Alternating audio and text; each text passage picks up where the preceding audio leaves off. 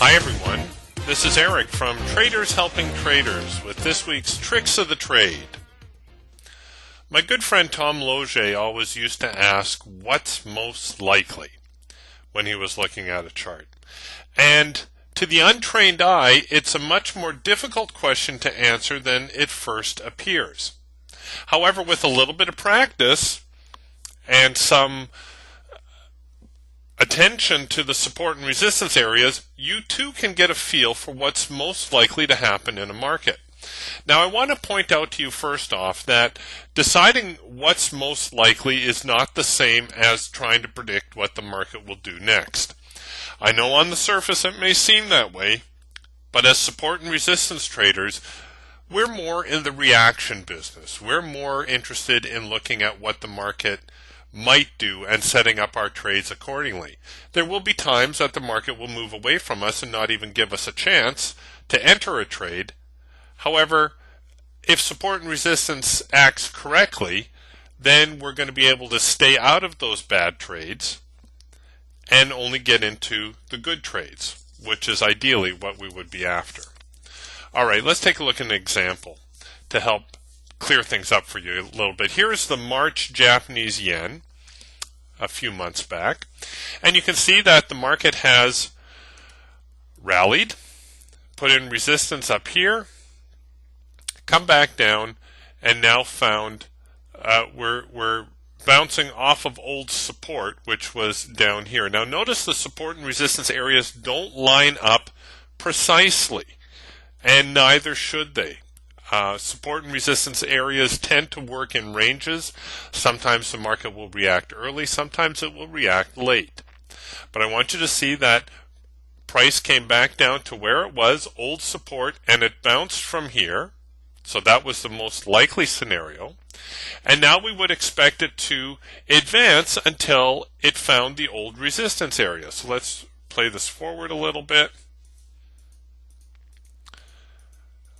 And once the market gets up here, now we can ask what is most likely. Well, the last time the market was up here, look at what happened. It spent 1, 2, 3, 4 days here before falling off. So it would make sense, now that we have resistance, which is our green-red bar combination, that it would be most likely that the market will head lower from here, right? Because that's what it did the last time it was here. So given this scenario, this would be an opportunity to sell this market short. So you could look to sell this little bar right here. If you did that, you would have been brought in. Your stops would go in above the high. And you would have gotten stopped out. Now, this is a situation where we now know the right thing to do because we did the wrong thing. Remember, not all your trades are going to work out. So now we know it's not a good thing to look at selling this market short. So let's play this forward a little bit more. Oh, and look what happened. The market came back down here to the old resistance area, which is now support. So what should we do from here? Should we sell this market short? No, we shouldn't. We tried that before, didn't we? And we got stopped out. So what's the most likely scenario now? Well, the most likely scenario is that the market will rally. So we would look to buy above the highs. And if we did that, the market would continue a little bit higher. Okay, and now prices come back down to this area. Once again, that was old support. And what is most likely to happen now? Well, it was support down here, so we would look for an opportunity for support to form again, either on or near that line. And you can see if we play it forward, we get support just about bang on to the old support level. Now, this is still a reaction to this old resistance area, and this is new support, so we would be looking to buy long now above the support that we have formed. Remember, we're not interested in selling short because we tried to do that back here and the market told us, no, I don't want to go lower, I want to go higher. So now we're back to old resistance an old support, so now we look to buy.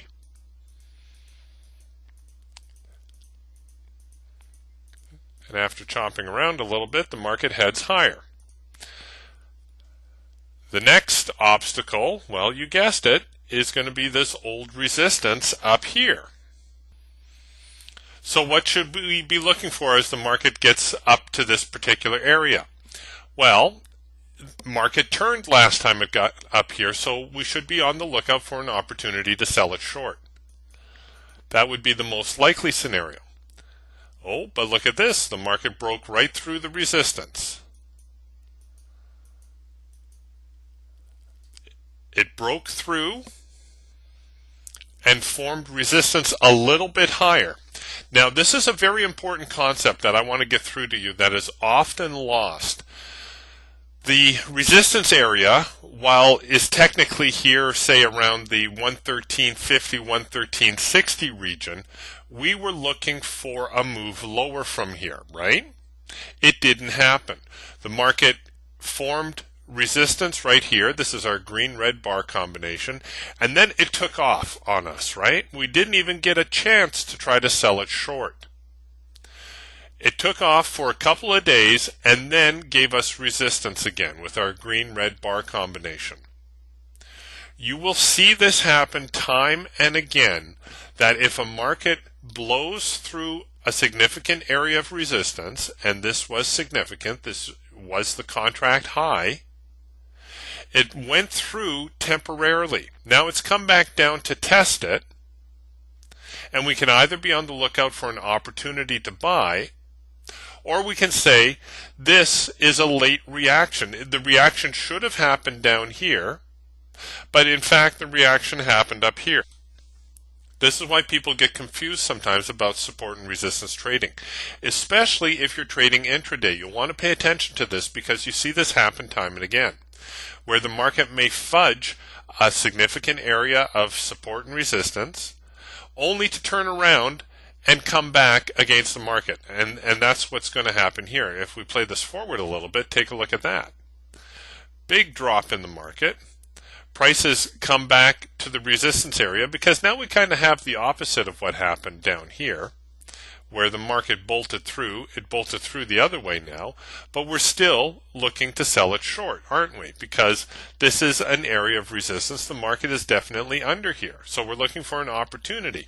Here is our resistance, right? A green-red bar combination. We would look to sell this little red bar, and if we did that, the market would continue lower. Now look at where it's heading right back to. Yep, you got it. Right back down here. Right back to this old area of support. Now what do you think is most likely now? Well, it's most likely that we're going to see prices bounce from here, right? So let's go forward with this. Prices broke through, but did they really? Or is this just a delayed reaction to the area of support? Well, I think it is. I think we're going to see the yen rally from here a little bit and probably head back up to either test one of these intermediate areas of resistance, perhaps this one right through here. See, we have resistance here and we have support here. Or it will head all the way back up to here. But don't get fooled just because the market broke through like this. Keep in mind what's most likely. What was most likely is that we would see prices bounce off of here. We fudged it a little bit, just like we did on this side, and now there's a distinct possibility that the yen is going to rally and head higher. It does take some practice. Try to read through your charts by looking at the significant support and resistance areas and trying to determine what's most likely. And that's this week's Tricks of the Trade.